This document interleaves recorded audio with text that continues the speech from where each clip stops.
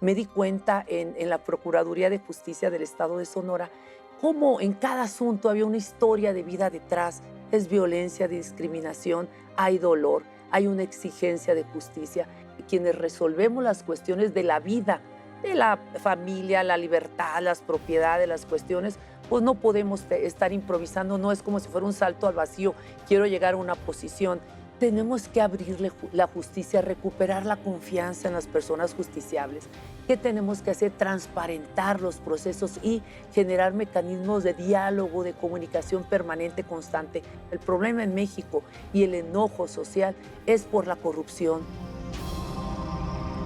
No es cierto que todos los caminos conduzcan a Roma. Los lugares donde podemos ir son casi infinitos. ¿Ya decidiste dónde quieres ir hoy? Piénsatelo bien para no equivocarte. Toma en cuenta que el tablero de ajedrez ha cambiado. Hoy el rey se ha enterado que va desnudo. Y cuando el poderoso lo olvida, la verdad se encarga de desnudarlo. Hay que tener talento para pensar fuera de la caja, para combatir los prejuicios, los ajenos, pero sobre todo los propios. Cada quien posee una pieza única del rompecabezas. Por eso intentamos dialogar, para armarlo juntos. La palabra nos libera y la conversación nos empareja. Aquí no hay lugar común. Bienvenidos a No hay lugar común. Me da muchísimo gusto contar con la presencia de Zulema Mosri. Bienvenida a esta conversación. Ay, muchísimas gracias por la oportunidad de platicar quiénes somos los que estamos aquí impartiendo justicia Es en un México. mundo de candidaturas y justamente el trabajo que estamos haciendo aquí, no se pueden hablar con todas, pero sí con algunas de las más destacadas, Zulema. Y déjeme comenzar con una pregunta que ayuda a conocer su trayectoria. Usted ha crecido, digamos, en esa rama del derecho, que se llama derecho administrativo. Aspiró a ser magistrada del Tribunal Electoral y todo esto lo hizo por los canales tradicionales de acceso al Poder Judicial. Este es un canal nuevo, no tradicional porque apenas lo estamos estrenando.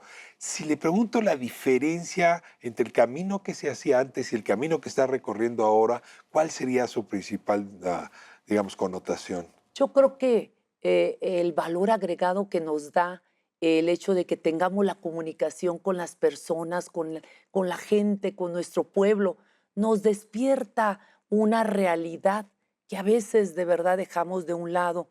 El hecho de platicar con la gente y escuchar de viva voz la percepción que tienen de la justicia, de cómo se llevan los procedimientos, me deja una gran lección, un sentimiento de frustración de las personas, una desconfianza en la justicia, pero también, pues me queda claro que hay un desconocimiento de las personas de qué hace cada autoridad, no tienen conocimiento, no confían y bueno, refieren, digamos, esa ausencia, indiferencia de las autoridades, de modo que creo que el hecho de conectarnos con la gente, que es el propósito de la reforma, pues sí hace una diferencia. Darle prestigio al sistema de justicia. Y hablo en general, no solamente de la Suprema Corte o los tribunales. Darle prestigio al sistema de justicia va a implicar cambiar pues, muchos de las rondanas, los tornillos que forman nuestra cultura jurídica o la cultura sobre el tema de las leyes y sus normas. Cuénteme, ¿cómo cambiar esa cultura? ¿O cómo está planteando usted modificar esa cultura, ese mapa con el que leemos la aplicación de la ley? Bueno, primero para darle prestigio, creo que no podemos estar improvisando, sobre todo en temas tan importantes como es la justicia, porque quienes resolvemos las cuestiones de la vida, de la familia, la libertad, las propiedades, las cuestiones, pues no podemos estar improvisando, no es como si fuera un salto al vacío, quiero llegar a una posición. Entonces, darle prestigio implica darle este valor. ¿Qué le vas a ofrecer tú al país en determinadas posiciones, funciones del Estado para asegurar que el Estado mexicano cumpla con el pueblo las obligaciones que tenemos, que es proveer seguridad, certeza, bien común, desarrollo, sobre todo paz social? Entonces, Mira, vamos a tener que elegir entre distintas candidaturas. Si ustedes fuesen médicos, yo la verdad si prefiero a alguien que ya haya entrado al quirófano o ya haya recetado una medicina, ya haya curado, a alguien que se está improvisando por primera vez como juez o como magistrado. En tu caso, tú eres de esas candidaturas con larga trayectoria. ¿De dónde vienes? ¿Dónde aprendiste a ser operadora del derecho y por qué quieres ser ahora ministra de la Corte? Siempre he tenido un interés muy especial en cómo funciona el Estado, en conocer al Estado, me refiero a la administración pública desde adentro, el Estado en acción, en funciones, y desde ahí también te das cuenta de las legítimas aspiraciones de las personas, de las legítimas pretensiones. Cuando yo empecé a trabajar a los 18 años, me di cuenta en la Procuraduría de Justicia del Estado de Sonora cómo en cada asunto había una historia de vida detrás. Y bueno, una historia de vida no necesariamente de cosas buenas que hay que platicar, es violencia, discriminación, hay dolor, hay una exigencia de justicia. Me daba cuenta también cómo las personas, sobre todo las mujeres que son muy solidarias, pues no se cansan de ir a pedir, a exigir justicia, pero sobre todo a pedir por las personas que están presas. Ahí empieza mi interés. Desde antes tenía claro que me gustaba.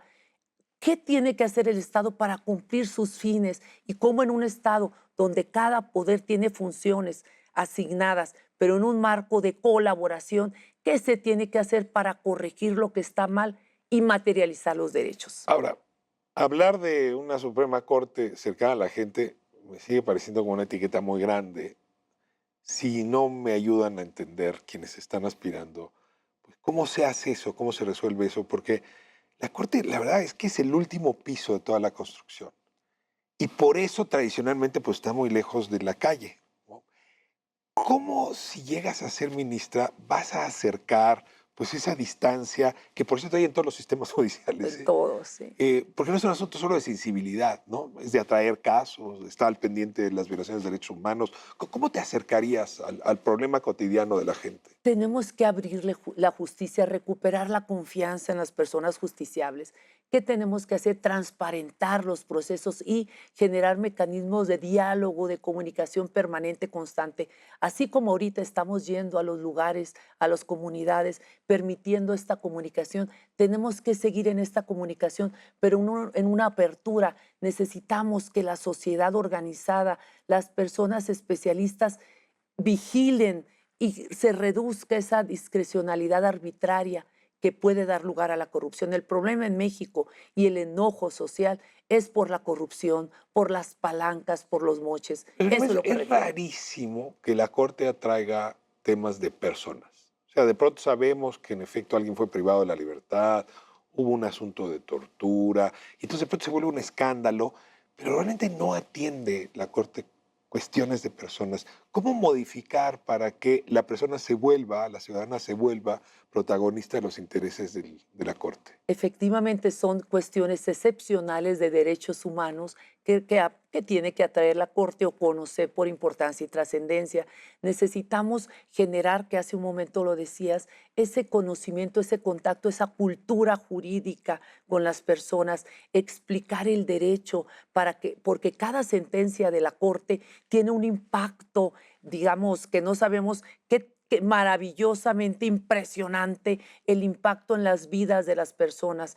Por eso, en la medida que se explica, que se conoce, que las personas participan en las decisiones que estamos tomando, que se toman en cuenta las realidades, pero en un equilibrio, porque hay que fortalecer el Estado de Derecho, protegiendo los derechos de las personas o remediando violaciones a los derechos humanos, pues en esa medida vamos a contribuir a esa cultura jurídica, a esta cultura de legalidad, a este conocimiento. Necesitamos un conocimiento, una comunicación permanente y constante con las personas, porque la Corte resuelve cuestiones que tienen un impacto importante en la vida de las personas, de los jóvenes, de las mujeres, de las personas adultas mayores, pero también de las personas que realizan actividades productivas. Es un equilibrio, es un orden donde no podemos descuidar a nadie, pero sí tener en cuenta que hay quienes por situación de desventaja hay que ponerlos en condiciones para que también accedan al ejercicio de los derechos. El 80% de los casos que afectan la justicia de la ciudadanía se atienden en los tribunales locales. Exacto. 80%. Es decir, no se atienden en el sistema federal de justicia, no los atiende la Suprema Corte. ¿Cómo podría hacer la Corte para que los tribunales locales fueran mejores de lo que son? Porque ahí la verdad es donde está la principal falla. Son manipulados políticamente, los intereses económicos influyen. La verdad tenemos muy mal sistema de justicia local.